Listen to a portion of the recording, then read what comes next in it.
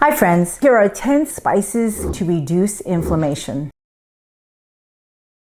The most well-studied spice is turmeric. Turmeric contains curcumin and curcuminoids that have powerful anti-inflammatory effects. Curcumin inhibits the activity of various molecules in the body and can be protective for your DNA. It has been studied for managing chronic inflammatory conditions such as arthritis and inflammatory bowel disease, diabetes, obesity, atherosclerosis, and reversal of arsenic poisoning, amongst many other diseases. That is one powerful spice. If you're allergic, well, too bad for you. If you have gallstones, you need to be very careful because turmeric triggers the gallbladder to contract. But for the rest of us, aiming for a quarter teaspoon daily of turmeric spice is an easy, affordable, and achievable target with meals. Now, you don't want to megadose turmeric as it can increase kidney stones.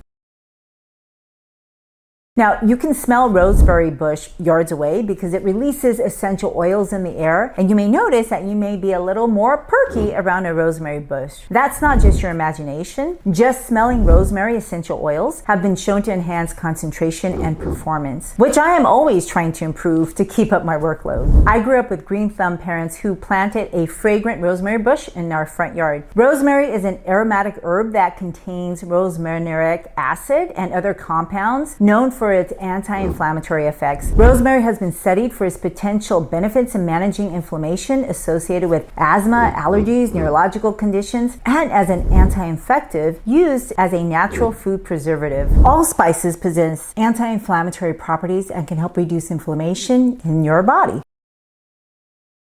Now, while you're shopping for spices, grab some ginger. Ginger contains gingerol, a bioactive compound with potent anti-inflammatory properties. Ginger can also reduce inflammation in the body by inhibiting the production of pro-inflammatory cytokines. It has also been found to be effective in managing inflammation associated with osteoarthritis, muscle soreness, and migraine headaches. And really, that's just the tip of the iceberg. There's so much more that it can help. 1/8 of a teaspoon with water seems to do a trick for headaches and works just as well as prescription drugs like Emmetrix. In college, I had a friend who got migraine headaches along with menstrual cramps. And guess what? Ginger helps to prevent and treat menstrual cramps just as well as ibuprofen without the dangers of stomach ulcers and kidney failure that is caused by NSAIDs. Now, I take ginger for motion sickness. Sitting in a moving vehicle either rocks me to sleep or makes me puke. And ginger has been shown to reduce all kinds of reasons for nausea, from cars to chemotherapy to pregnancy. My dad's solution for whenever I got a cold was a giant pot of super concentrated ginger tea. I never got antibiotics, pain meds, decongestant, cough suppressants, or antihistamines. I actually didn't know these meds existed until I went to college. Now, I can't say I enjoyed any of it, but I never missed a day of school from the first grade until I graduated 12th grade. And although it's safe to eat when pregnant, you don't want to overdo ginger as it can stimulate your uterus to contract. Now imagine how much money insurance companies would save if doctors actually prescribed ginger or if hospitals would just serve it as a part of the meals.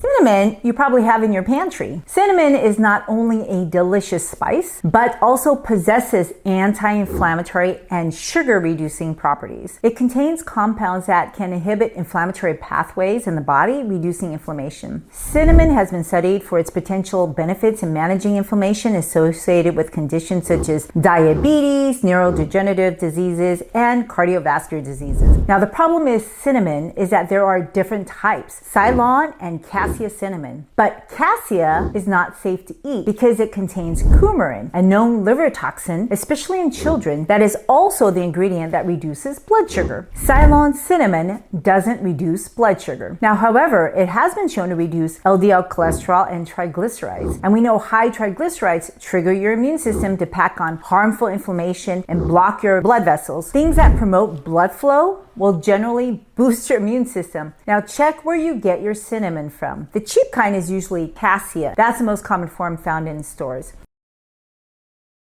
Now, the next spice is the most underappreciated therapeutic spice, clove. It's known for its strong aroma and flavor and contains compounds like eugenol. It's been found to have super strong anti-inflammatory effects. Now, eugenol can help inhibit the production of inflammatory substances in the body, providing relief from inflammation as well as pain. Concentrated eugenol is used by dentists as an anesthetic with antibacterial properties. And you can have a clove a pinch with your tea or savory dish to get not only flavor, but antioxidant benefits. If you like spicy, I'm sure you're eating cayenne pepper.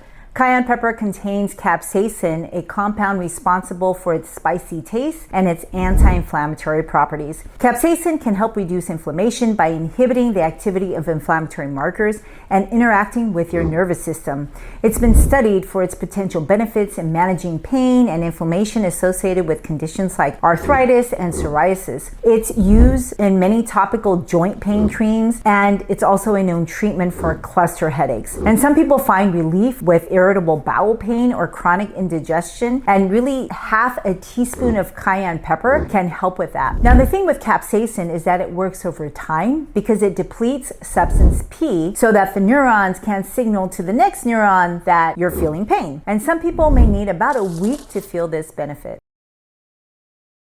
Now, garlic is another spice that's in my DNA. My dad loved garlic and ate bulbs of garlic every day. He would carry his own garlic to restaurants, as the restaurants never gave him enough raw garlic to eat. All of my kids, even the pickiest eater, fight over garlic. Now, garlic is a popular spice known for its numerous health benefits, including its anti-inflammatory and DNA protective properties. Now, if you eat garlic, it can also lower your risk of benign prostatic hypertrophy, which is painful when it causes obstruction and urinary tract infections. As women, we don't have to worry about our prostate, but if you're married, I worry about prostates because my husband has one, my sons have them, and my brothers have them. So I encourage them to eat garlic. And I eat garlic because garlic has anti-infective properties, and it's being studied in common colds as well as a way to reduce bacterial infections in those with chronic respiratory diseases like cystic fibrosis. So how does that work? Well, people who eat garlic have a unique odor, not just because you may have some stuff coating your mouth and tongue, but it's been shown that these ingredients are absorbed in your bloodstream and released in your lungs. Now, how do they prove that? Well, they gave people garlic enemas, which I can't imagine is pleasant. However, I can imagine as an infectious disease doctor who treats recurrent pneumonias and respiratory tract infections, the incredible benefits of having anti-infective breaths.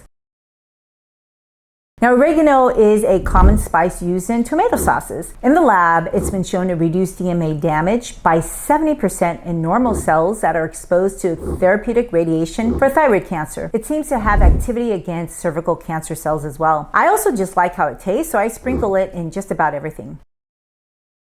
Another herb that I grew up eating was cilantro, and I know some people either love it or hate it. Really, almost every herb is an acquired taste, and although I grew up with cilantro, it was never my favorite thing to eat. But I seek it now because cilantro has been shown to reduce uric acid and inflammation in people with arthritis. In addition, it's reported to inhibit the absorption of heavy metals, which we know is in common foods sold in the market. I like to chop it up and sprinkle it on savory dishes. However, be sure to wash your cilantro well. I have one golden rule for cilantro. If I can't wash it myself, I won't eat it. It's known to be associated with lots of foodborne outbreaks.